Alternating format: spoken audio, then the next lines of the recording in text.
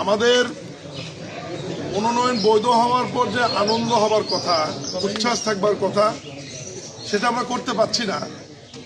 কারণ সাবেক 3 বারের প্রধানমন্ত্রী, বিএনপির চেয়ারপারসন, জাতীয় ঐক্যের প্রতীক, আমাদের শ্রদ্ধেয় মা মরহুমা বেগম খালেদা জিয়া, আপনারা জানেন, শেরেবাংলা নগর জিয়া উদ্যানে সমাহিত হয়ে আছে। বিএনপি সমস্ত নেতাকর্মীরা আমাদের শোকের মধ্য দিয়ে আমাদের দিন যাচ্ছে, দোয়ার মধ্য দিয়ে দিন যাচ্ছে। আজকেও সারা দেশে জুম্মার পর আমরা তার জন্য দোয়া করেছি। রাষ্ট্রীয় শোক আজকে সমাপ্ত হলেও বিএনপির আরও 4 দিন এটা কন্টিনিউ থাকবে।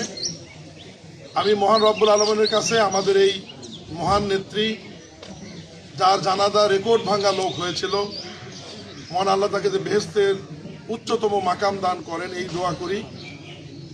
এবং আমি দলের ভারপ্রাপ্ত চেয়ারম্যান জনাব তারেক রহমানের প্রতি কৃতজ্ঞতা জানাই যে উনি এই আসন থেকে বিএনপি থেকে নির্বাচন করবার জন্য আমাকে মনোনয়ন দিয়েছেন। মহান আল্লাহ দরবারে লক্ষ কোটি শুকরিয়া আদায় করি যে আজকে যাচাই বাছাইয়ের দিনে আমার মনোনয়নটি বৈধ হয়েছে। আমি মনে করি বগুড়া জেলার শহীদ রাষ্ট্রপতি জিয়াউর রহমানের জন্মস্থান, বিএনপির ঘাঁটি, অবাধ সুষ্ঠু নিরপেক্ষ নির্বাচন করবার জন্যই অন্তর্বর্তীকালীন সরকার এবং নির্বাচন কমিশন দিনরাত কাজ করে যাচ্ছেন। প্রশাসন আজকের এই যাচাই বাছাইয়ে তাদের সর্বোচ্চ নিরপেক্ষতা তারা দেখিয়েছে।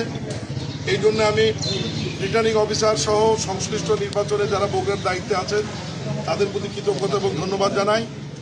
বিশেষ করে শিখগঞ্জ উপজেলাবাসী এবং ভোটারদের প্রতি ধন্যবাদ কৃতজ্ঞতা জানাই যে তাদের দোয়া এবং ভালোবাসায় আমি আজকে এই পর্যন্ত এসেছি।